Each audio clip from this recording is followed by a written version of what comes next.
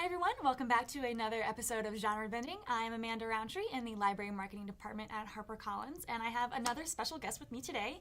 This is Linnea Hartsuyker, author of The Half-Drowned King, which is the first book in a new epic historical drama trilogy that is grounded in Norse history. And let me tell you, early reviews so far have been absolutely stunning. Polly McLean has called it nothing short of mesmerizing, and a starred booklist review calls it a terrific historical epic, and a starred Library Journal review proclaims it an absolutely top-notch Viking saga. So I'm so excited to speak with her today. Welcome. Thank you. So tell me about The Half-Drowned King. What gave you the idea to write this story? That's kind of a long story, but when I was in early high school, my family started exploring our ancestry and traced our lineage back to the first king of Norway, Harald Haarfagre, Harald the Fair-Haired, and about in the 9th century A.D. And they also traced the history of back to the people who came over from Norway and Sweden in the 19th century and discovered all of our living relatives. But the medieval and Viking Age history really excited me, even though my mom, who's a geneticist, calculated exactly how many chromosomes we'd have in common, and it was like less than one. And but so that sort of stuck with me, and I was a big fan of books like The Mists of Avalon and the Juliet Marillier, I hope I'm getting that right, the books that sort of melded history and legend. I found that really exciting. And then later when I was in college and had access to university libraries, I started looking up more about Harald and his history and discovered interesting stories. But then it wasn't until I really got the writing bug more seriously in my 20s that I realized that this was the story I wanted to tell more than anything else. So I tried writing some other novels, some other historical novels. I tried writing a romance novel. But when I started writing this story, I realized it was the thing that I wanted to tell most in the world, and that it would be worth it to me to write even if no one ever read it. Well, I've read it and it's amazing. Thank you. So the story follows Ronvald. Oh, okay. Yeah. Good to know. Ronvald and his sister Svanhild. Yeah. And so they are real life characters, right? What was it like making a story around like real characters that existed in history? Oh, one of the benefits of picking something that's a little far back in the misty recesses of time is that there's not much known about them. I decided to focus on Ronvald rather than Harald because Harald's story is often just moving from one success to another, whereas Ronvald's is a lot more involved and interesting to me. And I've always liked I wouldn't say he's a sidekick, but I've always liked the secondary characters in history and in movies because sometimes I think their motivations are much more interesting. But in this case, I was following just a few pieces of a few details that we have, and really kind of trying to create a motivation and a plot out of a very few details. So a lot of the research I did was more around learning how the world worked, and that's as much archaeological research as it is written history, because the Vikings didn't really have a written language. Most of what we know about them comes from the people they attacked, and from Icelandic sagas that were written down 300 to 400 years later. So there's a lot of imaginative work, which is something I really enjoy. Absolutely. I really liked in the book how you kind of balanced sort of like the pillaging and war aspect of the Vikings, but then you got a lot of like the deeper inside culture of like how the women were treated, and I really enjoyed Svanhild's character. Great. I thought it was a great balance of like, or just a great exploration of the Viking culture. So I know a lot of these epic historical dramas have become really popular these days between like Game of Thrones and the TV shows like Vikings and The Last Kingdom. Why do you think these stories draw people so much? Like why do we want to hear these stories? I think there's a lot of different reasons. I mean, for me, I've always loved them, so I might not be the best person to answer that question. But I feel like in some ways it's a little bit of a mirror of the dystopian futures that people like to imagine, because it's also this kind of technologically much less advanced world where choices are harder and the world is harsher. And in this very comfortable world that we have now, I think it's interesting to imagine how our ancestors or how we might have to in the future live with a world like that. So I think that's part of it.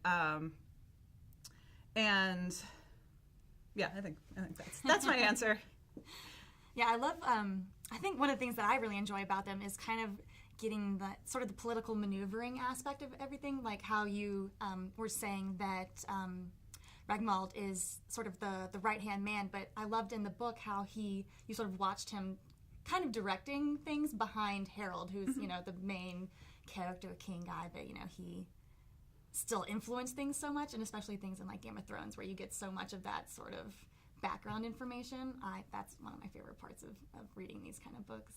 Great, thank you. Yeah, me too. And it was really interesting to think about the politics of this era because it's so very different from our own. I mean, kings were barely even a thing in, or there were very local kings who could maybe only rule the amount of land that they could traverse around in a couple days. Mm-hmm. And then at this time you have the rise of kings who control more land. And just sort of thinking about why would people desire a king, why would people not desire a king, and what sort of forces might be at work to drive that political shift, which is so different from our own political moment, but in other ways it's similar because the people consenting to be governed or not is, an issue that's important all the time. So in what ways does the Half-Drowned King bend genres? I know at one point at the beginning of the book, the main character has this vision of the future in which it appears that the gods are sending him this vision of this man he has to find. So in what ways does the book sort of blend fantasy or myths? What's going on there? Well, I love epic fantasy and always have. Tolkien and Game of Thrones and all of these long series, and I've always been really inspired by them. But I did definitely want this book to be possible to be read as a straight historical, but also to be enjoyed by people who like fantasy. So there's the vision element, which could just be a dream, or you could read it as coming from the gods. And I want it to be true to the characters who did have in their superstitions and folktales and gods, at least to some degree or another. And so to have them attribute some of the events that happen to gods and supernatural entities while still having the events be explainable through natural reason. So that was a really fun line to walk and to put myself in the shoes of people who really believed in this. Absolutely. So this is the first book in a planned trilogy.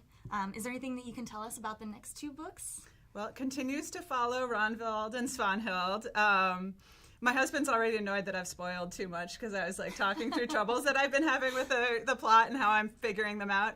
But yeah, it continues to follow them and into, I've written the second book now and I'm working on the third book, and we'll start to get into a situation in the third book where all of Harold's sons are grown, and since it's a polygamous culture, he has many sons, and Ronvald's sons and the sons of other important people are starting to come into their own, and the political struggles that come from having too many young noblemen in one place. So that's something that's coming. I'm very excited to read that one. So since this is primarily for librarians, do you have any library stories that you would like to share with us? I love libraries so much, and I used to go to the library after school every single day, and my family didn't have a ton of money when I was growing up, and I loved books, but I couldn't afford to buy a new book every week, or probably every day or every other day is what I needed. And I also had a really huge sweet tooth, so librarians watching this might not appreciate this, but I would sneak candy into the library sometimes, and I have these very vivid memories of the candy that I would eat with a particular book. Like, I read a lot of Mercedes Lackey fantasy novels and ate a lot of Skittles with those, and I ate a lot of lemon drops with the Pern books, and I just have these really, really strong memories. Half Magic by Richard Eager, I love that book and read it so many times, and there were these rainbow gumdrops that I used to eat while rereading that over and over again. So, and then to this day, I love the New York Public Library, support it. I get a lot of books there in addition to purchasing books. So I just think libraries are so important because they're one of the few public spaces that, indoor public spaces we have left. And then, they're like temples to books. It's wonderful.